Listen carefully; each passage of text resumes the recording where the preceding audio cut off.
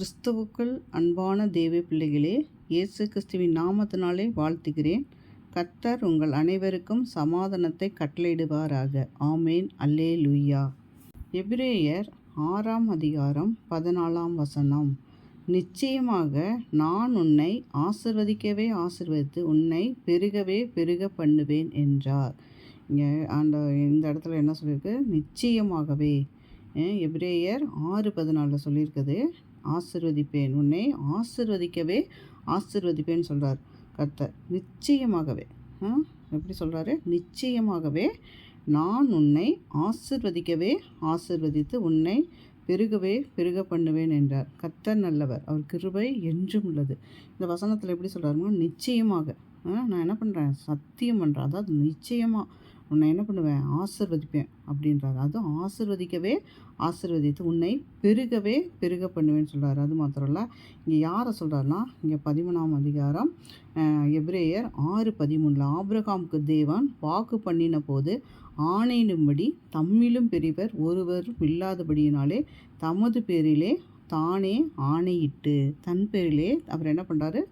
ஆணையிடுறார். அது மாத்திரம் இல்லை, இந்த வார்த்தை வாக்கு தத்தமாக ஆபிரகாமுக்கு தேவன் வாக்குத்தத்தம் பண்ணினார். சரிங்களா? வாக்குத்தத்தம் பண்ணினது அவர் நிறைவேற்ற வல்லவராக இருக்கிறார். எப்படிப்பட்ட வாக்குத்தத்தம் வாக்குத்தத்தம் பண்ணினார்னா, ஆபிரகாம் 13ஆம் வசனம் எபிரேயர் 6:13 ஆபிரகாமுக்கு தேவன் வாக்குத்தத்தம் பண்ணின போது ஆணையிடும்படி தம்மிலும் பெரியவர் ஒருவரும் இல்லாதபடியினால்.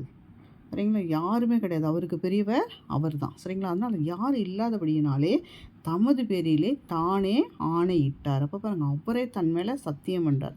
நான் என்ன பண்ணுவேன்? என்னுடைய வாக்கு தத்தம் உங்களுக்குள்ளே நிறைவேறும்.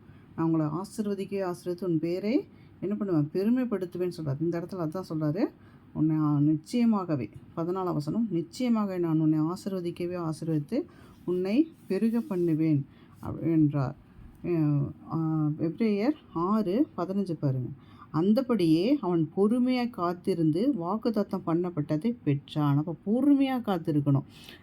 ஆபிரகாம் பாருங்கள், எவ்வளோ பொறுமையாக காத்திருந்தான். அவனுக்கு குழந்தை இல்லாத போதும் ஆண்டவர் சொன்ன அந்த ஆசீர்வாதம், அந்த குழந்தை இல்லாத காரியம் ஆண்டவருக்கு தெரியும். அவன் முறுமுறுக்கலை, கோவப்படலை, அவ்விசுவாசம் அடையாமல் அவன் விசுவாசத்தோடு தேவனை நோக்கி காத்திருந்தான். எப்படி காத்திருந்தான் பாருங்கள்? அந்தபடியே அவன் பொறுமையாய் ஆண்டவர் என்ன சொல்லியிருக்கிறாரு? நிச்சயமாக நான் உன்னை ஆசீர்வதித்து உன்னை பெருகவே பெருக பண்ணுவேன்னு சொல்லி தேவன் வாக்குத்தத்தம் செய்திருக்கிறார்.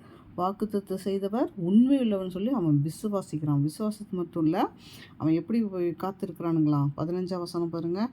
அந்தபடியே அவன் பொறுமையாக காத்திருந்து வாக்குத்தத்தம் பண்ணப்பட்டதை பெற்றான். அப்போ அவன் எப்படிப்பட்ட மனுஷனாக இருந்தான்? ஆபிரகாம், ஆண்டவர் எனக்கு வாக்குத்தத்தம் பண்ணியிருக்கிறாரு, எனக்கு என்ன பண்ணுவார்? என்னை ஆசீர்வதித்து என் பேரை பெருக பண்ணுவேன்னு சொல்லியிருக்கிறார். மாத்திரல, இந்த ஆசீர்வாதத்தை பெற்றுக்கொள்கிற நாம் எப்படி இருக்கணுமாமா? பொறுமையாக. எப்படி காத்துக்கொள்ளணுங்களாம்? பொறுமையாய் காத்திருந்து வாக்குத்தத்தம் பண்ணப்பட்டதை பெற்றான். அவர் பொறுமையாக காத்திருக்கும்போது நம்மளுடைய ஆசீர்வாதம் எப்படி இருக்குங்க? அவர் வாக்குத்தத்தம் பண்ணினது நிறைவேறும். பொறுமையாக காத்திருக்கும்போது அந்த ஆசீர்வாதம் எப்படி இருக்கும்? ரொம்ப சந்தோஷமாக இருக்கும், நிறைவான ஆசீர்வாதமாக இருக்கும். இங்கே அடுத்த வசனம் பார்த்திங்கன்னா, ஆதியாகமம் 12:2 பாருங்கள். ஆதியாகமம் 12:2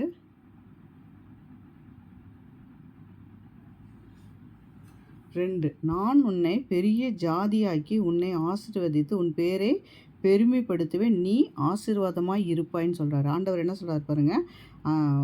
1ஆம் வசனத்தில் பாருங்கள். ஆதியாகமம் 12:1 கர்த்தர் ஆபிரகாமை நோக்கி நீ உன் தேசத்தையும் உன் இனத்தையும் உன் தகப்பனுடைய வீட்டையும் விட்டு புறப்பட்டு நான் உனக்கு காண்பிக்கும் தேசத்துக்கு போ அப்படின்னு சொல்லி ஆண்டவர் சொல்கிறார். அப்போ பாருங்கள், ஆபிரகாம் என்ன பண்ணுறாரு? கீழ்ப்படுகிறார். அவர் எங்கே இருந்தார்? தாய் தகப்பனோட அவருடைய தேசத்தில் இருந்தார். ஆனாலும் தேவன் முன் குறித்திருக்கிறார், தெரிந்து கொண்டு இருக்கிறார். அதனால் ஆபிரகாமை கூப்பிட்டு என்ன சொல்கிறாரு? ஆபிரகாமை நோக்கி நீ உன் தேசத்தையும் சொல்கிறார் பாருங்களா? அதாவது கீழ்ப்படிந்தார். ஆபிரகாம் கீழ்ப்படிந்தார்.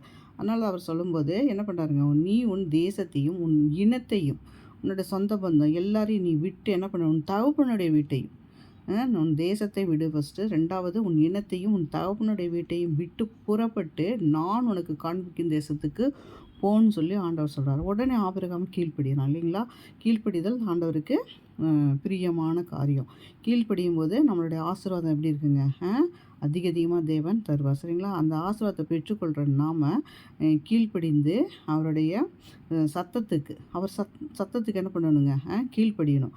அப்போ ஆபிரகாம் என்ன பண்ணாருங்க? நான் உனக்கு காண்பிக்கும் தேசத்துக்கு போ அப்படின்னு கட்டளையிடும்போது ஆபிரகாம் புறப்படுறான். ஆண்டவர் வார்த்தைக்கு என்ன பண்ணல? மறு வார்த்தை அவன் பேசவே இல்லை.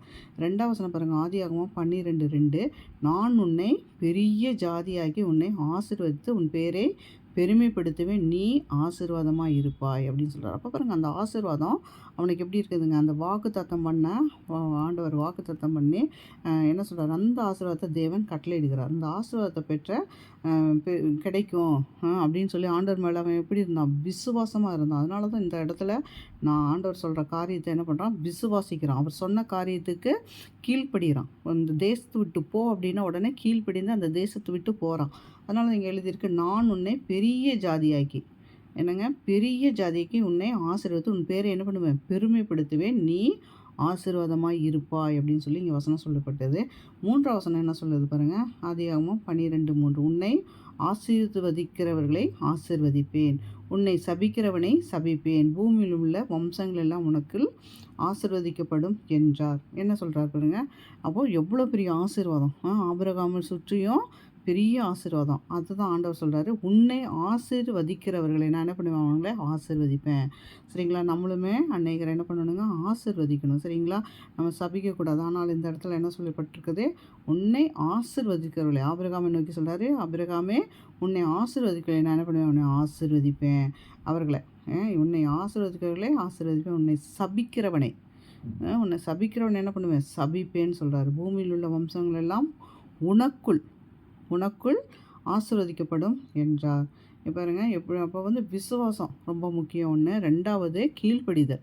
ஆண்டவர்கிட்ட சொல்கிறாரு, நம்ம அதைப்படி கேட்டு நடக்கும்போது நம்மளுடைய ஆசீர்வாதம் எப்படி இருக்குங்க? நிறைவாக இருக்கும். ஆண்டவர் நம்ம கூட இருக்கிறார். நம்மளுடைய ஆசீர்வாதம் நம்ம பெற்றுக்கொள்ளணும்னா கீழ்ப்படிதல் ரொம்ப ரொம்ப முக்கியம். அப்போ அவருடைய சத்தம் என்னதென்று அறிந்து, அவர் என்ன சொல்கிறான்னு சொல்லி நம்ம அறிந்து அதன்படி நடக்கும்போது தேவன் என்ன பண்ணுவாருங்க? பெரியவராக இருந்து நம்மளை ஆசீர்வதிக்கிறார். சரிங்களா? இங்கே அவர் அப்படி தான் சொல்கிறாரு. அவர், நீ எதுக்கும் நீ கவலைப்படாத, நான் உன் கூட இருக்கிறேன்னு சொல்கிறாரு. அதுதான் சொல்கிறாரு, உன் தகப்பனுடைய வீட்டையும் உன் இனத்தையும் நீ 1ஆம் வசனம் பாருங்கள். கர்த்தர் ஆபிரகாமை நோக்கி, உன் தேசத்தையும் உன் இனத்தையும் உன் தகப்பனுடைய வீட்டையும் விட்டு புறப்பட்டு நான் உனக்கு காண்பிக்கும் தேசத்துக்கு போ. அவர் எந்த தேசத்தை காட்டுவார் அப்படின்னு சொல்லி அவன் அவ்விசுவாசம் அடையலை. என்ன பண்ணுறது அப்படின்னு சொல்லி அவன் கலங்கலை, ஒன்றுமே செய்யலை. ஆண்டவருடைய சத்தத்துக்கு மட்டும் என்ன பண்ண, அவர் சொல்கிற வார்த்தைக்கு அவன் என்ன பண்ண, கீழ்ப்படிந்து போகிறான். அது மாத்திரம் இல்லை, நான் உன்னை அடுத்த வார்த்தை சொல்கிறாரு 2ஆம் வசனம், நான் உன்னை பெரிய ஜாதிக்கு உன்னை ஆசீர்வதித்து உன் பேரை பெருமைப்படுத்துவேன், நீ ஆசீர்வாதமாக இருப்பாய். நம்மளுடைய வாழ்க்கையில் கூட நமக்கு ஆசீர்வாதம் வேணும். நம்முடைய குடும்பம் ஆசீர்வாதமாக இருக்கணும். நம்மளுடைய கையின் பிரயாசம் ஆசீர்வாதமாக இருக்கணும். நம்ம செய்கிற காரியங்கள் எல்லாம் ஆசீர்வாதமாக இருக்கணும். பிள்ளைகளோட காரியம் ஆசீர்வாதமாக இருக்கணும். திருமண காரியம் ஆசீர்வாதமாக இருக்கணும். பிள்ளைகளுடைய படிப்பு காரியம் ஆசீர்வாதமாக இருக்கணும். வீடு கட்டுகிற காரியம் ஆசீர்வாதமாக இருக்கணும். எல்லா காரியமும் நமக்கு எப்படி இருக்கணுங்க? ஆசீர்வாதமாக இருக்கணும். அப்படின்னா நம்ம எப்படிப்பட்ட பிள்ளைகளாக இருக்கணும்? ஆண்டவருக்கு கீழ்ப்படுகிற பிள்ளைகளாக இருக்கணும். அவரோட சத்தத்துக்கு செவி கொடுக்குற பிள்ளைகளாக இருக்கணும். அவர் என்ன சொல்கிறார், அவர் சித்தம் என்ன, அவர் திட்டம் என்னன்னு சொல்லி நம்ம அறிந்து அவருக்கு கீழ்ப்படிந்து இருக்கும்போது மட்டும்தான் நம்ம இப்படிப்பட்ட ஆசீர்வாதத்தை பெற்றுக்கொள்வோம். நம்மளையும் பார்த்து ஆண்டவர் சொல்கிறார், உன்னை ஆசீர்வதித்து உன் பேரை பெருமைப்படுத்துவேன், நீ ஆசீர்வாதமாய் இருப்பாய் அப்படின்னு சொல்லி கர்த்தர் சொல்கிறார். கர்த்தருடைய பரிசுநாமத்துக்கு மகிமையுண்டாதாக. ஜெபிக்கலாங்களா? அன்புள்ள இயேசுப்பா, இந்த வேலைக்காக சோத்திரப்பா, இந்த நாளை கூட காண செய்திட நன்றி சுவாமி. ஆண்டவரே, இதோ இந்த வசனத்தை தந்திர கொடாக்கூடிய நன்றி அப்பா. உன்னை ஆசீர்வதித்து உன் பேரை பெருமைப்படுத்துவேன்னு சொல்லி நீர் ஆசீர்வாதமாக இருப்பாயின்னு சொன்னீங்களே, உன் கொடாக்கூடிய நன்றி அப்பா. ஆண்டவரே, நாங்கள் இந்த ஆசீர்வாதத்தை பெற்றுக்கொள்ள ஆண்டவரே நாங்கள் தகுதியுள்ளவர்களாக இருக்கணும் சுவாமி. ஆபிரகாமோட விசுவாசம், ஆபிரகாமோட கீழ்ப்படிதல் எங்களுக்குள்ளே இருக்கட்டும் சுவாமி. ஆண்டவரே, எங்களுக்கு உதவி செய்யுங்கப்பா. நீர் விசுவாசத்தை வைக்கிறவரும் எடுக்கிறவருமா இருக்கிறியாப்பா. ஒரு விஷயங்கள் எங்களை பாத்தில் அர்ப்பணிக்கிறப்பா. நீங்கள் பொறுப்பெடுத்து நடத்துங்கப்பா. எங்களை ஆசீர்வதிக்கவே ஆசீர்வதித்து எங்கள் பேரை பெருமைப்படுத்துவேன்னு சொன்னீங்கப்பா. அது மாத்திரம் உன்னை ஆசீர்வதிக்கிறவளே ஆசீர்வதிப்பேன், உன்னை சபிக்கிறவளே சபிப்பேன்னு சொல்லி நீங்கள் சொல்லியிருக்கீங்க. அதுக்காக கொடாக்குடி நன்றி அப்பா. இந்த வசனத்து மூலமாக எங்களோட பேசுனதுக்காக கொடாக்குடி நன்றி அப்பா. இந்த ஜெபத்தில் கலந்து கொண்ட எல்லா மக்களையும் ஆசீர்வதிங்க. அவங்க தேவைகளை சந்திங்கப்பா ஆண்டவரே. அவங்க என்னென்ன தேவைகள் விண்ணப்பம் வச்சுருக்காங்களோ அதுக்கெல்லாம் நீர் பதில் தந்து அவங்கள மகிழ செய்யுங்கப்பா. உங்கள் பிள்ளைங்கப்பா, உங்கள் பாதத்தில் ஆண்டவரே இதோ வந்திருக்காங்கப்பா. நீங்கள் பொறுப்பெடுத்து நடத்துங்க, ஆசீர்வதித்து மகிழ செய்யுங்கப்பா. இதோ ஆண்டவரே உம்மால் கூடாதது ஒன்று இல்லை சுவாமி. உண்மையே நம்பி இருக்கிற பிள்ளைகளை நீர் தொட்டு ஆசீர்வதிப்பேன்னு சொன்ன வாக்குத்தத்த வசனத்துக்காக கொடாக்குடி நன்றி. கர்த்தாவே இந்த நாளை தந்து ஆசீர்வதித்து தயவுக்காக கொடாக்குடி நன்றி அப்பா. எல்லா துதி கன மகிமை உமக்கு செலுத்துகிறேன். இயேசு நாமத்தினாலே ஜெபிக்கிறோம் ஜீவனுள்ள நல்ல பிதாவே. ஆமேன். God bless you.